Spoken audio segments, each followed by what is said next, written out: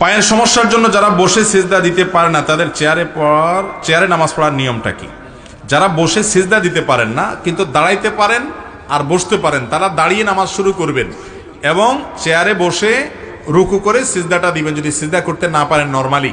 আর যদি নরমালি সিজদা করতে পারেন তাহলে সিজদা দিবেন নরমালি, এরপরে রুকুটা দিবেন নরমালি।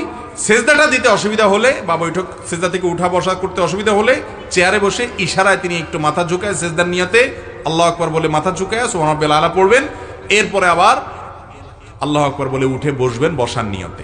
তাহলে যে ব্যক্তির দাঁড়ানোর ক্ষমতা আছে তিনি দাঁড়াবেন, রুকু করারও ক্ষমতা আছে রুকুও করবেন। শুধু সিজদাটা করতে অসুবিধা হয় তাহলে ওইটা তিনি চেয়ারে বসে ইশারা মাথা একটু ঝুঁকায় সিজদার নিয়ত করে সিজদা করতে পারবেন। আর যদি রুকুতেও তার অসুবিধা হয় তাহলে দাঁড়ানোটা দাঁড়াবেন, এরপর চেয়ারে বসে একটু মাথা ঝুঁকিয়ে রুকের নিয়তে রুকু করবেন, আর একটু বেশি ঝুঁকিয়ে সিজদার নিয়তে সিজদা করবেন, এরপরে মাথা সোজা করবেন, এভাবে নামাজ পড়বেন।